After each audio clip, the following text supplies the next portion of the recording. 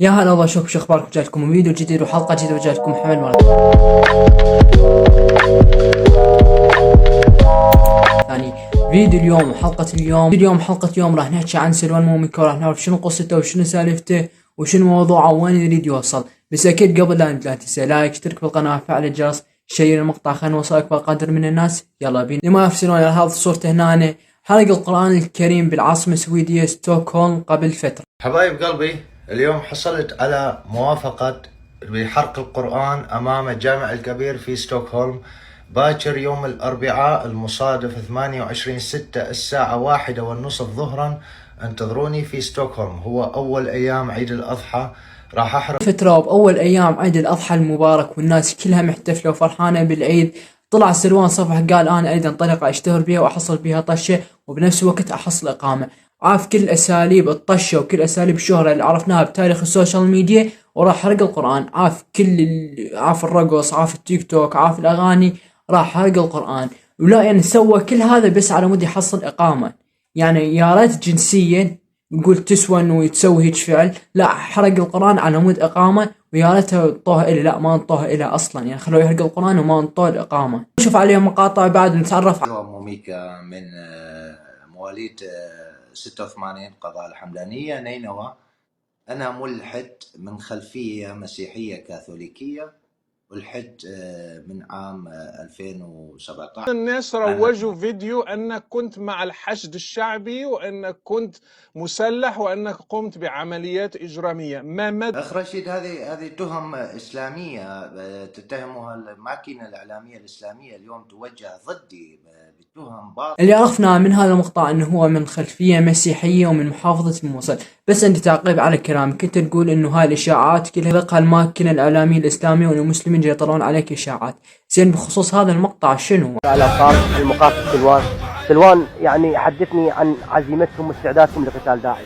صراحة احنا انسلبت مناطقنا، اغتصبت اراضينا، وجينا انضمينا الى كتائب الامام علي. كيف هم ناس، اما ان نعيش بكرامتنا او نموت بشجاعتنا، مسؤول كتائب روح الله عيسى ابن مريم التابعة لكتائب امام علي عليه السلام. هاي للجميع، سبق ووعدتكم انه راح احرق القرآن امام السفارة العراقية والعلم العراقي ايضا معه يوم الخميس. هذا العلم يمثل الإسلام فقط، مكانته يعني انت هسه هنا حرقت القرآن، قلنا انت ملحد ومو مسلم وحرقت القرآن، تحرق علم بلدك ليش؟ يعني لا انت ولاء للوطن ولا ولاء للدين، انت شنو من الانسان؟ انت حرام وانت تنحسب على البشرية انسان. انت حتى الحيوان هم عنده ولاء لفصيلته ولاء المحمية اللي يعيش بها. انت لا ولاء لبلدك ولا ولاء للدين ولا ولاء لأي. محمد اغتصب عائشة في عمر 6 سنوات، هل هذا نبي؟ محمد نكح عائشة بعمر 6 سنوات، هل هذا نبي؟ تكبير، الله أكبر. انت يا سلوان هنا انت جاي تحكي نفس الكلام اللي حكوه غيرك، نفس الكلام اللي انتم خلقتوه واللي انتم ادعيتوه والاكاذيب اللي انتم صنعتوها بانفسكم، اللي تدعون بها التطور والثقافة واللي هدفها فقط ان تسيئون للرسول وتسيئون للاسلام. كلها اكاذيب. النبي محمد قتل يهودية، النبي محمد اعتدى على المسيحية، النبي محمد خطف طفلة، قتل رجل كبير بالسن. كل هاي الاكاذيب اللي ما عندكم لا دليل ولا مكتوب بالتاريخ، فقط انه تريدون تسيئون للرسول وما جاي تعرفون شلون. رغم كل هذا وانتم مثقفين ومتطورين ومتحضرين وكل هذا ما يقدرون تسيئون للرسول. حتى كذب واشاعات مثل الناس ما تعرفون تطلعون. أنا هنا اليوم حتى أدافع وحافظ على هذا البلد يلي أواني في زمن وخر من قدام صحبه، في زمن بلدي ميسوبوتاميا يغتصبه المسلمون وتم طردي منه. أنا هنا لأدافع عن هذا البلد.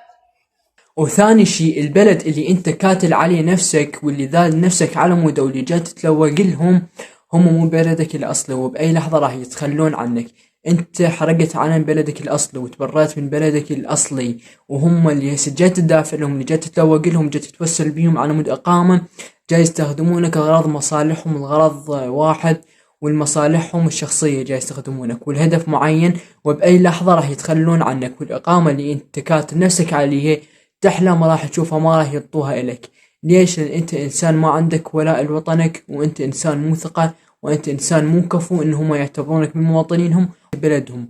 فأنت مصيرك راح ترجع لهذا البلد ولهذا الشعب اللي أنت أهنته وحرقت علمه وتبرأت منه. المرأة المسلمة المخدوعة بهذا الكتاب، المرأة المسلمة تحرري. أنت في بلد قانون، أنت في بلد يحفظ لك حقوقك وكرامتك. هذا القرآن يصفك بعورة وناقصة عقل ودين ولا تصلحين إلا للنكاح. القرآن يصفك يا ثالث شيء والكذبة الشهيرة اللي انتم ادعيتوها واللي انتم خلقتوها، انه الاسلام يظلم المرأة، انه الاسلام ما يحترم المرأة. انه انا وانت وكل الناس نظرة الاسلام للمرأة وشنو الاسلام اعتبر المرأة. الدين الاسلامي والدين اعتبر المرأة، الدين الاسلامي خلى المرأة والبنت قيمة وخلى للرجل قيمة، خلى المرأة والبنت وظيفة ومهام بهذه الحياة، وخلى للرجال والذكر مهام ووظيفة بهذه الحياة. لا المرأة تقدر تعيش بدون الرجال، ولا الرجال يقدر يعيش بدون المرأة. الدين الإسلامي خلى للجنسين، خلى لهم كل واحد مهام ووظيفة وما حد يقدر يستغنى عن الثاني.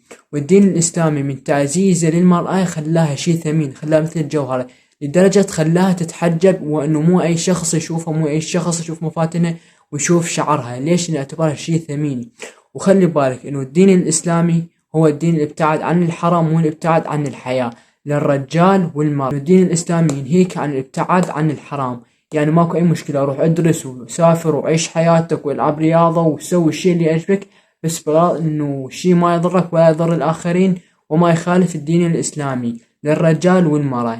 ما قال إنه مرة عليه هذا الشيء للرجال يسوي نفس هذا الشيء، لا، الحرام حرام للرجال والمرأة، والحلال حلال للرجال والمرأة متساويين. ماكو شيء اسمه اسلام انه ظلم المرأة، وانه الاسلام يشوف المرأة على ان هي اداة للممارسة، وانه الاسلام يشوفها خدامة. هذا كله كذب، وانتم من الاشاعات اللي تدعونها واللي تحاولون تشوهون بها صورة الاسلام، وانه انتم المثقفين والواعين، وانتم اللي تشوفون النظرة الصحيحة. داعش هو من طبق القرآن بحذافيره ولستم أنتم.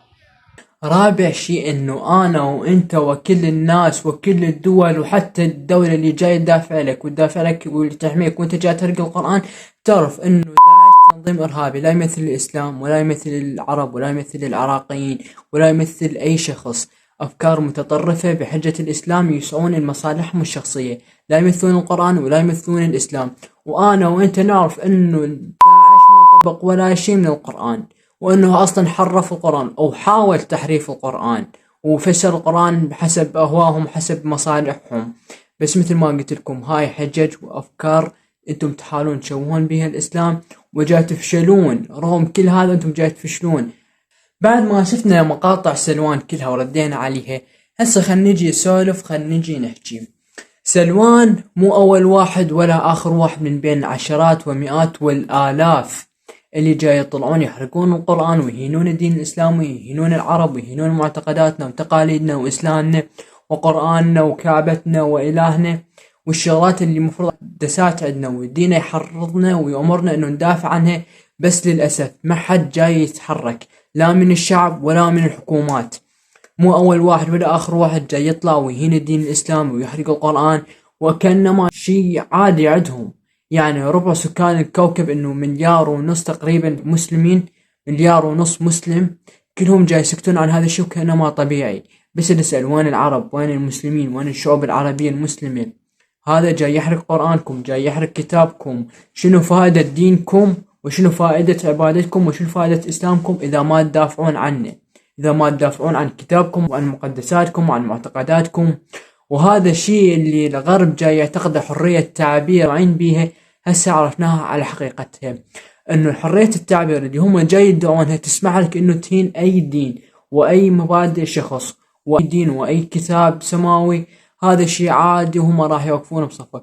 بس من تجي تحرق علم وابو الالوان وتهين معتقداتهم والافكار اللي هم جاي يحاولون يوصلوها لنا ويزرعونها بمجتمعاتنا العربية المحافظة، انت هنا راح تصير متخلف وراح يحاسبونك وراح يسجنونك وتوصل بهم للإعدام، وإنه يطردونك من البلد ويطلعونك متخلف ومجرم وضد حقوق الإنسان وأنت إرهابي، وأنت تسمح لك إنه تهين الله سبحانه وتعالى وتهين الإسلام. بس ما تسمح لأي شخص يهين علم أبو الألوان أو يهين المعتقدات والأفكار الغبية والأفكار القذرة اللي جاي يحاولون يزرعونها مجتمعاتنا. لازم إنه تكون وقفة جادة من الشعوب ومن الحكومات بخصوص هذا الشيء، لأن الموضوع بدأ يزيد عن حد فايدة لإسلامنا ولديننا ولعبادتنا وصلاتنا وصومنا وحجنا إذا نسكت عن هذا الشيء.